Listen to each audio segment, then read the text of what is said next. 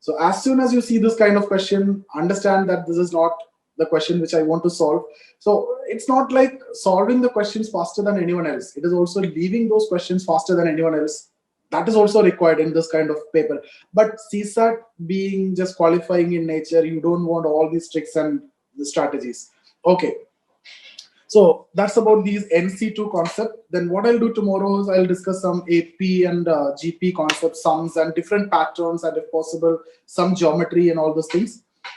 But guys, again, even when you're focusing on English, okay, I'll tell you some ideas with respect to English, but we can't do that. Even when tomorrow I'll spend around 3 hours, guys. Tomorrow's lecture I'll record. I think this also I can record and I can give you. In fact, the first part I already have the video that AB equal to C that I've explained, and then when I came to know that I'm not recording, I started recording. That is when we started solving the problems. So everything is recorded, no problem. That I can give you the video. But if you need the course completely, that also I can give you. Yeah, comprehension. What you need to do is, what are the main questions? I'll briefly discuss about the questions, but we don't have time to discuss that. You will have a database question. There's a must attempt question. Okay. Then you will have a main theme question. This is also must attempt one. Then you will have questions like structure questions. Okay. Yeah. And then you will have questions like inference. And then you will have hypothetical. Guys, no need to have knowledge about RC, just need to know the type of questions they will ask you. Okay. I don't remember the other types. These are the few types which I remember now. But which one is the easiest among this? This is the easiest among this. So they have given a paragraph or 2-3 paragraph, and they're asking you about, they have mentioned about something, the particular data, and they're asking about that data. What you need to do, locate the data where they are discussed about that, read one line before, read the next line, get the answer, get out of it. Those are the easiest one you can solve. So this is something which you should not ignore. Understand that this is a database question and solve it accordingly. You don't want to break your head for this. Whatever is given in the passage, cut, copy, paste, and that's your answer. Guys, main theme, this is where some of you will face problem, but I have seen, and I used to solve in CAT by just looking into few lines, like first paragraph, first line, first paragraph, last line, second paragraph, first line, and last paragraph, last line. These are the 4 lines that I look into to get the main theme. Even without reading the passage, I hardly read 20% of the passage, and I get out of with 80% of the question with around 90 to 100 accuracy. I'm not concerned about 100% of the questions. I don't want, because I know that I'm not going to answer this question. I'm not going to answer this question also. Hypothetical question, they will give you a situation and they will give you a hypothetical question and they will ask you about that. Even if you read the passage, you understood the passage, you have to apply it in a different scenario. So I don't want to break my head, and even then I will go to wrong answer. Even if I read and understood, the probability of getting the correct answer is 50%. Why I went to the, why I'm after this when I can answer 80% of the question just by reading 20%? If I need to answer this, I need to read the entire passage. I need to have complete understanding about each and everything mentioned. And even then the probability is 50%. I'm not at all interested in hypothetical question. I will never solve this. Even if I solve this, I'll go wrong. Guys, this is my approach. It may not be the case with you guys, but this is the approach that I've used in CAT, and that's how I got these results. Okay. So hypothetical, I never solve. That means what I want to tell you is, even by leaving these questions, you can be a topper. Forget about topper being in CSAT. You just want to qualify, right? So forget about, ignore, whenever you see this question, ignore it. There is no point in scoring a negative mark, guys. Never ever try to attempt this kind of question. Hypothetical, assumption question. This is the author's assumption. It is slightly difficult for you to find out the assumption made by the author. Okay? Like, so he will be making, there will be some data. Okay? And then there will be some assumption made based on the data, and he will lead to that conclusion. Guys, imagine this. Instead of him, you are making an assumption, you may come up with some conclusion, different conclusion. So there are methods to solve this question. Like once you negate, take an answer choice. Okay, if that is an assumption, what you can do is, this assumption question, I'll just give you a method, but I don't know whether you can understand it or not. Like A, B, C, D answers. Now, A is an assumption. I can answer A is an assumption. Why and when? What I will do is I will negate the assumption. I will negate this answer choice and I see whether what is happening with the conclusion. If the conclusion is also getting negated, then this is an assumption. If not, I'll ignore it and I'll check for B. I will negate that answer choice. I assume that that is assumption. I negate that and see what happens with the conclusion. If the conclusion is also getting negated, then this is my correct answer. If not, I'll check for the next one. So slightly difficult approach. So these are things which you need to assume. It's not directly possible. So that is why I always ignore this. I ignore this. Inference also, there are two types of inference. There will be general inference and there will be data-based inference. I will always go for data-based inference because they want you to make some inference based on some particular data. The data is given in that particular paragraph, making inference slightly easy. But making a general inference, you need to read the entire passage and you need to understand everything.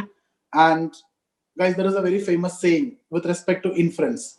The answer for inference question is correct, not because it is perfectly correct, but because all the other answers are perfectly wrong. And therefore, the one which is left out may be probably correct. So why I want to waste my time and energy in reading the entire passage and understanding and interpreting and making an inference to make an answer which is probably correct? I don't want to. So general inference also I used to ignore. But guys, I'll tell you, if you are attempting inference, because in CSAT paper, if you see, most of the questions are inference. But there it is not a general inference. I would consider it as a data-based inference because hardly they are giving you one paragraph. CAT is an entirely different scenario. You need to read around 500, 600 words, right? Here, hardly you need to read 100, 150. That I consider as a data-based inference. So that you need to answer. But once you answer, there is a difference between database question and inference question. Database question, what you need to do, cut, copy, paste. What is there in the paragraph, cut, copy, paste that in your answer. That is your correct answer. You cannot add value. You cannot make any modification or any changes in your answer. Exact same thing you need to pick and you cannot change anything. You are not allowed to do any modification. But in inference, if you do that, that answer is standard wrong answer. If you see any answer choice which is directly from the passage, that's the wrong answer. Why? Because they're asking you to infer. Infer means you add some value. It's not a data-based question. It's an inference question. So you need to apply your mind. You have to add value. Then only it becomes an inference. Something which is given in the passage, exact cut, copy, paste, if it is seen in the answer paper and the answer choice, that is wrong. You need to add value. This is something which you need to remember always. If you see this word inference, you have to add value to the answer. Then only you will get the correct answer. So look into that answer choice where you see some modification with what is discussed in the paragraph. That's what you need to pick. Never ever pick exact cut, copy, paste. That's a standard wrong answer. Remember guys, most of the time people will see inference and they will go to the answer choice and pick, and ultimately they will tell that this is a correct and they keep on arguing that this is correct. But as per all the theory and logic and everything, this is not correct. Data-based question, okay. Inference question, it cannot be. Then they just need to give you a database question, right? They don't want to ask you to infer. You need to infer from what author told. Author have given some data and everything. So you need to infer means you have to add value. So you need to pick an answer choice where there is a value addition from what author have told, not from anything else. From the moon you take something and add value. No, what author have told, add value to that. That's your answer. If you see a direct one from the passage, that's a standard wrong answer. Never go with that. Never ever pick that. That is something which you can eliminate for the first instance. Okay, so these are the key points which I want to tell you. Main theme I can find in few lines. If not, if you guys are not expert, and I don't want you to read passages and be an expert for CSAT exam, guys. In case if you're taking some other exam, then only that's required. Otherwise, never try to be you try to be an expert in history, geography, polity, economy. That's what required. Here, no expert. Anyway, you are reading, you know basic English, and most of you can read Hindi and take the answer also. So you don't want to be an expert. And like what I used to do, I used to teach also, and I used to take exam also. So I want to prove also, right? So that is the reason why I used to solve main theme question just by looking into 3-4 lines with practice. And that too depends on the type of passages which is given. If it is a 3-paragraph passage, I look into first paragraph, first line, first paragraph, last line, second paragraph, first line, last paragraph, last line. Like 2, 3, 4 paragraphs. That's enough. If it is 1 paragraph, first paragraph, first line, last paragraph, last line. That first paragraph, first line, last line, I get the answer. If it is slightly lengthy, then I will add one more. First paragraph, first line, first paragraph, last line, second paragraph, first line, second paragraph, last line, third paragraph, first line, and last paragraph, last line. Imagine you guys are answering an essay where you will talk about the main theme. Definitely you will discuss about the topic towards the end in the conclusion. Without that, you can't conclude. And in the introduction also. And there will be different styles, right? Either one person will directly start with first paragraph. In the first line or last line, you will mention about the topic, or the different style is first paragraph, you talk about some history or something, and then in the second paragraph, you will come to that. This is the logic. This is how you decode it. But again, don't try to use all these things at this juncture. I just told you. In fact, I mainly want to discuss about this one, guys. Never ever try to attempt this question. It's not required for you in CSAT. Ignore this one. Assumption to an extent you can solve. Inference also. CSAT mostly it will be data-based inference. Solve it, but keep this point in mind. This is a mistake that almost all the students make. Directly, they will take one as the answer. Don't do that. Anything which you see direct, that eliminate it, because inference something you need to add value. Okay. Structure question means you can identify the structure by looking into some keywords like therefore. Okay. On the other hand, but, etc. For example, you see something like this. In the first paragraph, he's talking about X. In the second paragraph, he's talking about Y. Or you see, guys, again, I tell you, I just look into these structure words. First paragraph, you see something. X, he's talking about some system or something. Second paragraph, let's say by contrast. I'm just giving you some words only. And you're talking about Y. Another thing. What does this mean? He's making discussion on two systems. He's making a comparison. And in the third or fourth paragraph, if you see just this word, therefore, my answer is ready now. What is my answer? What is the structure of the passage? You're comparing two systems or two things and making a conclusion by saying which one is better.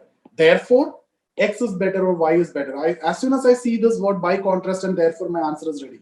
This is how you will solve the RC questions. Okay, so what is my point? What I want to tell you ultimately is, never ever try to solve hypothetical question. The chances are very high that you will go wrong. Assumption to an extent you can solve. How can you solve it? There will be a data. You make an assumption, and then based on that assumption, there will be a conclusion. Now you have answer choices A, B, C, D. Out of this, one is the assumption made by the author, but you don't know what is the assumption made by the author. How can you get that? You presume that this is the assumption made by the author.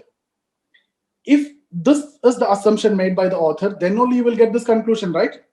And guys, with this assumption, you are getting the conclusion. What will happen if you change the assumption?